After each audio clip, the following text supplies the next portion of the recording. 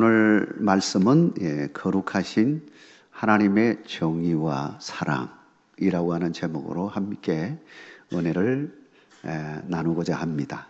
오늘 시편 99편을 통해서 바로 하나님의 정의와 사랑에 대해서 살펴보려고 합니다.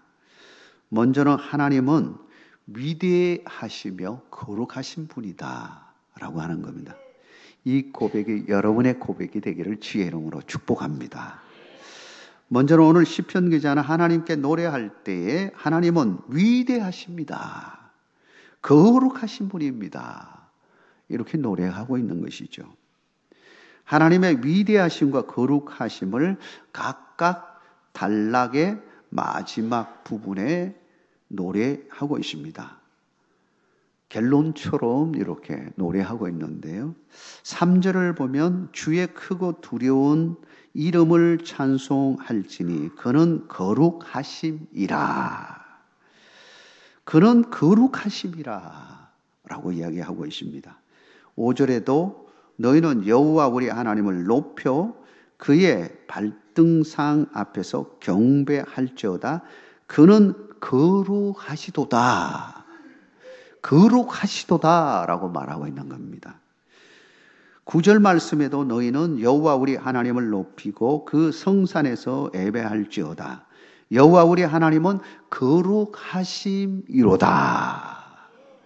그러고 보면 모든 단락에서 하나님의 위대하심과 그리고 더불어서 거룩하심을 찬양하고 있는 것입니다.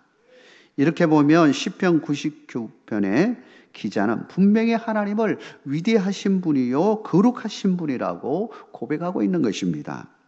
왜 시편 기자는 하나님의 크고 놀라운 위대하신 하나님을 동시에 거룩하신 하나님이라고 이렇게 표현을 하고 있을까요?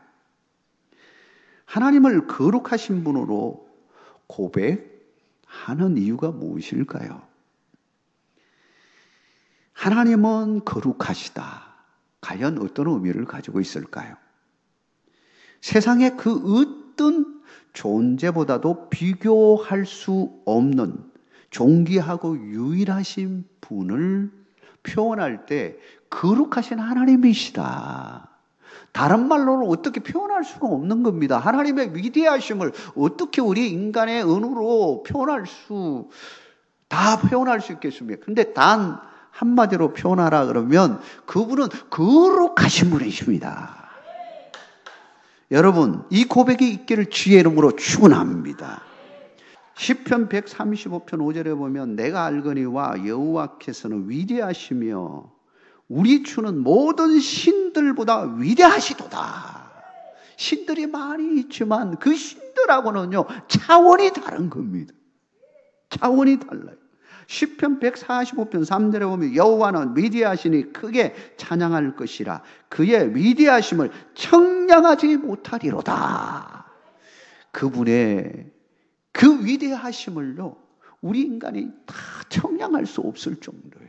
정말 무궁무진하신 분이세요. 시편 99편 2절에 보면 시온에 계시는 여호와는 위대하시고 모든 민족보다 높으시도다. 아무리 위대한 민족이 있고 국가가 있다 할지라도 우리 하나님 나라에 견줄 수가 있겠습니까?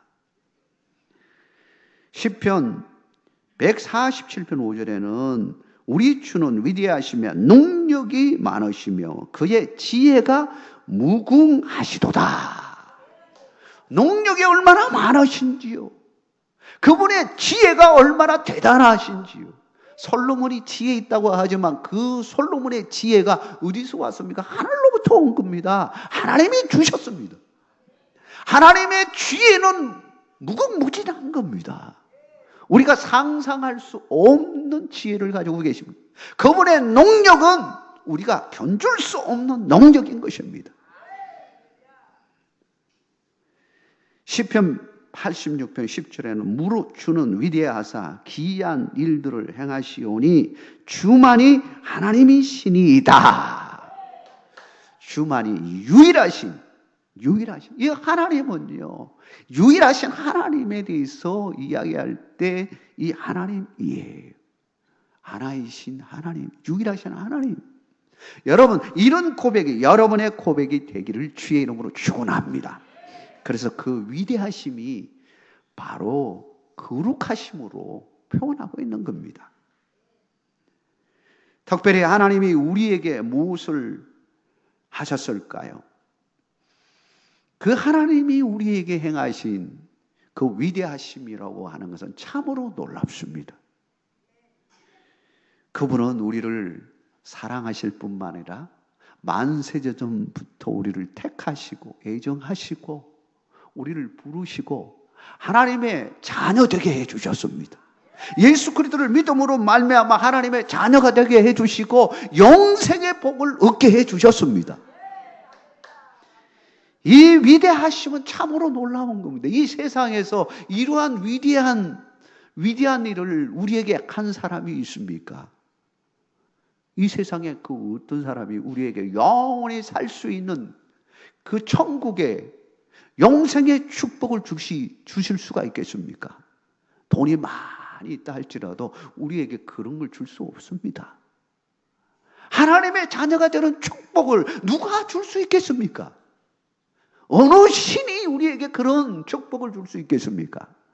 오직 여호와 하나님 한 분만이 우리에게 주실 수 있는 분임을 여러분 믿으시기를 바랍니다. 그 하나님이 우리를 하나님의 자녀로 삼아 주신 겁니다. 창조주 하나님, 모든 피조물을 만드신 하나님, 지금도 역사하셔서 살아계시는 하나님, 그분이 우리를 선택하시고 우리를 부르시고 하나님의 자녀 만들어 주신 겁니다. 이 놀라운 일이 얼마나 위대한 일입니까? 우리 인생에 이와 같은 위대한 일이 있겠습니까? 그분은 바로 위대하신 분일 뿐만 아니라 거룩하신 하나님임을 믿으시기 바랍니다.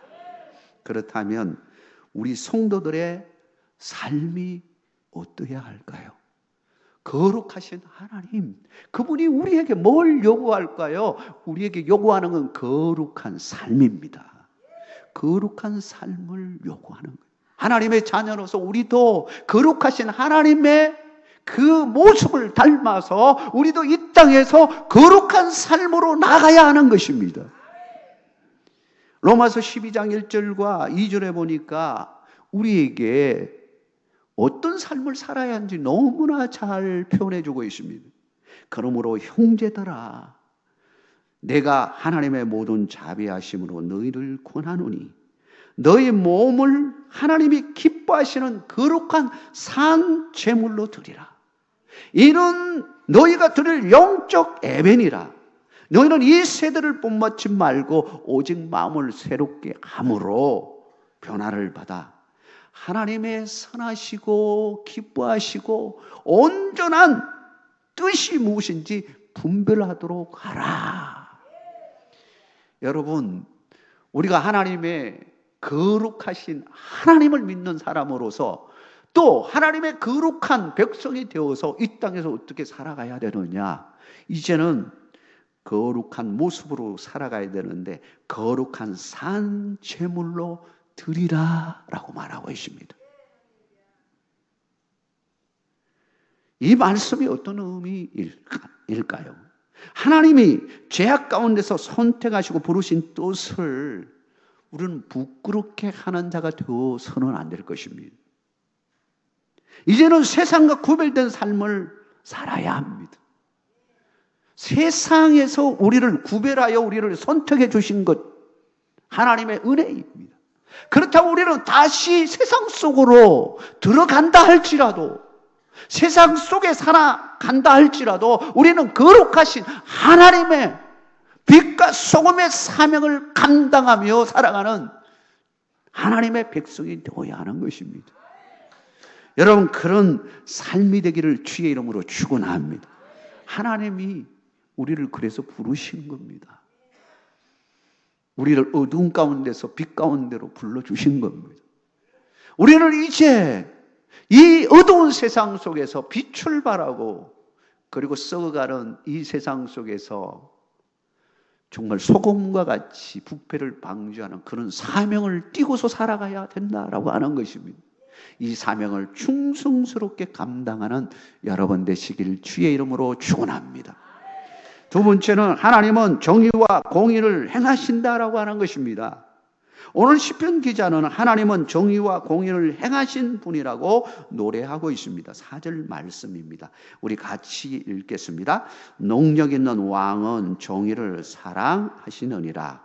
주께서 공의를 견고하게 세우시고 주께서 야곱에게 정의와 공의를 행하시나이다. 이 말씀에 보니까 능력 있는 왕은 정의를 사랑하신다 했습니다. 능력 있는 왕이 누구일까요? 하나님이십니다. 하나님이 뭘 좋아하시냐면 정의를 사랑하신다라고 하는, 정의를 행하시는 하나님, 공의를 행하시는 하나님이세요. 정의라고 하는 것은 미시파트라고 하는 단어입니다. 이것은 재판하다, 판단하다라고 하는 이 샤파트라고 하는 이 단어에서 동사에서 왔는데요. 옳고 그름을 판단하는 도리를 정의라고 말하는 겁니다. 옳고 그름을 판단하는 거예요. 그렇기 때문에 옳고 그름을 판단하기 위해서는 반드시 기준이 있어야 됩니다. 기준에 의해서 이거는 옳고 옳지 않고 판단이 되어지는 거죠. 우리의 기준이라고 하는 게 뭘까요? 하나님의 말씀입니다. 여러분, 하나님의 말씀에 굳게 서기를 주의 이름으로 축원합니다. 하나님의 기준이 있습니다. 거룩함이라고 하는 기준이 있는 것이 있죠. 그 기준에 의해서 판단하시는 겁니다. 정의가 있어야 됩니다. 하나님은 이 땅을 다스릴 때 정의에 의해서 다스리게 되어지는 겁니다. 그러면 공의라고 하는 것이 무엇입니까? 메샤림이라고 하는데 이것은 다른 말로 표현하면 공평이라고 하는 것으로 번역할 수 있습니다. 쉽게 얘기해서 공평은 뭡니까? 정의라고 하는 것은 옳고 그름을 판단하는 것이라면 공평이라고 하는 것은 옳고 그름에 따라서 모든 사람들에게 공정하게 공평하게 적용이 돼서 되도록 하는 걸 말하는 거예요. 이걸 구별할 줄 알아야 되는 거예요. 잘나고 부자고 권력이 있고 이런 사람들은요, 적용을 시킬 때에 예외로 둔다든지 가난하고 빼고 없고 이런 사람들은요 강하게 적용을 시킨다든지, 그러면 이게 공평하지가 않는 겁니다. 공평하려면 똑같아야 되는 겁니다. 모든 사람들에게 동일하게 적용이 되어져야 하는, 우리 사회도 마찬가지입니다. 공정한 사회가 되자고 막 부르짖는데요, 정의와 공정이 바르게 돼야 됩니다. 먼저는 법이 바로 돼 있어야 돼요. 정의가 되어지려면요 법이 제대로 세워져야 합니다. 법 잘못 만들어지면 이게 정말 힘들어지는 거예요. 거기에 맞추어서 다 적용을 시키는 거예요. 그러니까 무엇보다도 법을 잘 만들어야 되는 거예요. 그러니 지금 국회의원들 우리가 선거를 이번 주 지금 하고 있는데요, 야, 법을 만드는 국회의원을 잘 세우는 게 얼마나 중요한지. 세계 역사를 보면 하나님의 정의와 공의가 사라지는 민족은요 결국은 망하는 것을 보게 되어집니다. 세계 역사가 보여주는 거예요. 이스라엘 백성들이 하나님의 공의와 정의를 실현하지 못하고, 다시 말하면 하나님의 다스림을 받지 아니하고 하나님을 떠나는 순간 하나님도 떠나는 거예요. 우리 민족도 마찬가지입니다.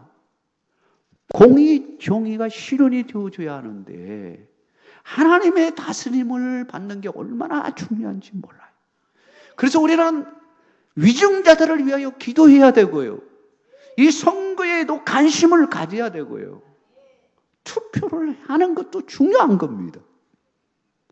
찍을 사람이 없으면요 기도해보고 자선택이라도 선택해야 되는 거예요.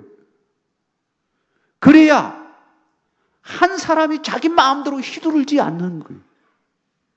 사랑하는 성도 여러분, 우리 모두의 개인적인 삶에도 마찬가지예요. 하나님의 임재하신 가운데 하나님의 정의와 공평하심의 다스림이 우리 모두에게 임해야 됩니다. 그래서 우리도 정의롭게 살아야 되는 거예요. 옳고 그름 속에서 하나님 말씀대로 살아야 되는 거예요. 가난한 자나 부자나 어떤 사람이든지 공평하게 대하고 같이 안아줄 수 있는 믿음의 삶이 되어야 하는 것입니다. 여러분에게 그와 같은 삶이 있기를 주의 이름으로 축원합니다. 마지막으로 하나님은 용서와 사랑을 베푸십니다. 정의와 공의 하나님은 어떤 모습일까요? 심판하신 하나님의 모습이에요. 어떻게 생각하면 무서운 하나님이십니다. 심판하신, 정말로 때로는 하나님이 이스라엘 백성들에게 적시 심판할 때가 있었습니다. 그것도 수천 명, 수만 명이 죽어나갈 때가 있었습니다. 하나님께서 그렇게 하나님의 공의와 정의가 뭔지를 보여주기 위해서 확실하게 눈으로 비주얼하게 보여준 때가 있었어요. 그 하나님 앞에서 다 떨고 떤 거예요. 야, 우리 다 죽었다. 어떻게 생각하면 공포스러울 정도로 두려운 존재이죠. 그런 하나님. 그런데요, 그런 하나님을 우리가 믿나요? 그런 하나님이지만 그럼에도 불구하고 사랑하시는 우리 하나님, 양명성을 가지고 계신 그분 누구일까요? 사랑의 하나님, 용서의 하나님이 계신 거예요. 하나님은 이 두 가지를 다 가지고 계십니다. 어쩌면 잘 어울리지 않는 거예요. 심판하시고 그리고 사랑, 용서한다? 죄를 범했는데 용서해준다? 이게 사실은 잘 어울리지 않는 모습인 거예요. 근데 묘하게도 기묘하게도 하나님께서 이걸 멋지게 이걸 해결해 주신 겁니다. 죄 지은 자를 죄를 담당하게 하시고 그게 공의잖아요. 죄 지은 자가 죄 담당도 안 하고 그냥 용서만 받는다 그러면 그것도 문제 있는 거 아닙니까? 죄를 누군가가 짊어져야 되는 거예요. 죽을 죄를 지었다 그러면 그 죽을 죄에 해당되는 만큼 내가 죽든지 그만한 가치에 뭔가가 있든지 해야 해결이 될 수 있는 거예요. 그렇지 않는다면 공의로우신 하나님이 될 수가 없는 겁니다. 그런데 사실 하나님의 잣대에 다 하면 우리는 모두는 다 죽을 죄인인 겁니다. 용서받을 수도 없고 다 죽을 죄인들이에요. 그런데 하나님께서 우리를 용서해 주셨다라고 하는 거예요. 어떻게 용서해 주셨느냐? 중부자 되시는 예수 그리스도를 이 땅에 보내심으로 예수님을 만나게 해주심으로 예수님을 믿음으로 말미암아 하나님과 우리와의 관계가 깨졌는데 예수님으로 말미암아 관계가 회복되어지고 하나님의 자녀가 되어지는 역사가 일어나게 되어진 것입니다. 이 놀라운 위대하신 사건이 누구에 의해서 이루어졌느냐? 예수 그리스도를 통해서 이루어졌다라고 하는 것입니다. 예수님의 구속의 십자가의 은혜로 말미암아 하나님과 우리의 관계가 회복되어지고 이제는 담대하게 하나님 앞에 거룩하신 하나님 앞에 우리도 담대하게 나아갈 수 있게 되어진 것입니다. 그것이 오늘 본문에 보면 예배라는 말로 표현하고 있습니다. 예배. 9절 말씀 우리 같이 한번 읽겠습니다. 너희는 여호와 우리 하나님을 높이고 그 성산에서 예배할지어다. 여호와 우리 하나님은 거룩하신 이로다. 거룩하신 하나님 앞에 우리는 조금 더 사실 갈 수 없는 존재입니다. 모세도 하나님 앞에 갈 때 벌벌 떨었습니다. 하나님이 오라고 했기 때문에 갔어요. 허락받아가지고. 그러나 허락받지 않고 간 사람들은 다 죽음을 면치 못했습니다. 가까이 가다 불타버리고요. 성막 안에서도 뭐 그냥 자기 마음대로 하다가 그냥 하나님의 징계하심을 받아 죽어놓는 경우도 있을 거예요. 그냥 하나님 만나고 싶다고 그냥 만날 수 있는 게 아닙니다. 전적으로 하나님의 은혜로 이루어지는 것입니다. 근데 우리에게 은혜는 내 행위 때문에 이루어지는 것이 아니라 전적으로 예수 그리스도의 은혜로 이루어졌음을 믿으시기 바랍니다. 우리는 다시 한번 용서를 기억해야 합니다. 하나님의 용서. 그 위대하신 우리 죄를 만약에 용서해 주시지 않았다면 우리는 여전히 죄 가운데 있을 것이고 죄로 말미암아 멸망할 자들입니다. 그런데 우리를 예수님을 믿게 해주셔서 그분의 은혜로 우리는 사는 존재가 되었습니다. 영생을 얻게 되고 하나님의 자녀가 되는 은총을 얻게 되었습니다. 이거는 참으로 우리 인생에 있어서 위대하신 것입니다. 그렇다면 우리는 어떻게 살아야 되느냐 하는 겁니다. 우리도 용서하며 살아야 됩니다. 정신병원에 입원하고 있는 환자들의 절반 정도가 용서하는 일과 용서받는 일만 해도 나아서 태어날 수 있을 환자라고 임상 보고하는 걸 봤습니다. 그러니까 정신적으로 어려움을 겪는 사람들은 대개 뭐가 있냐면 용서하지 못해서 마음속에 용서하지 못하면요 그 마음에 뭐가 있어요? 분이 있잖아요. 화병이 무서운 겁니다. 용서를 못하는 거예요. 근데 이 용서할 때 진짜 놀라운 일이 일어나는 겁니다. 이걸 잘 연구한 사람이 있어요. 로저스라고 하는 심리학자예요. 이분은 상담가이기도 한데요. 이 로저스는요, 뭐라고 그의 상담의 핵심을 딱 집었냐면 무조건적인 사랑, 조건적인 사랑이 아니에요. 무조건적인 사랑, 무조건적으로 사랑하라는 거예요. 이거는 성경적인 거예요. 우리 주님이 무조건적으로 우리를 사랑하셨습니다. 조건 걸고 사랑한 것이 아닙니다. 그래서 바다 같은 사랑을 하신 거예요. 바다는요, 모든 똥 오줌은 벨 끝 다 받아들이는 거기가 바다예요. 종착역이에요. 우리 주님은 모든 걸 다 안고서 십자가에 돌아가신 거예요. 왜? 사랑하시기 때문에. 바다 같은 사랑으로. 그렇다면 우리는 이 땅에 살아가는 동안에 거룩한 하나님의 백성으로 어떻게 살아야 되느냐? 공의와 정의를 행하는 자가 되어야 하지만 또한 우리는 사랑하는 자가 되어야 하는 것입니다. 사랑하는 자가 되어야 돼. 용서해 줄 수 있는 자가 되어야 하는 거예요. 용서할 때 우리는 진짜로 거룩한 삶으로 나아갈 수가 있는 것입니다.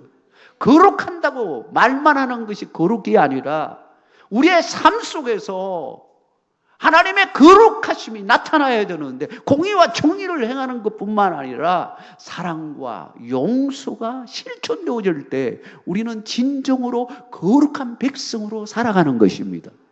여러분에게 그와 같은 은혜가 함께하기를 주의 이름으로 축원합니다.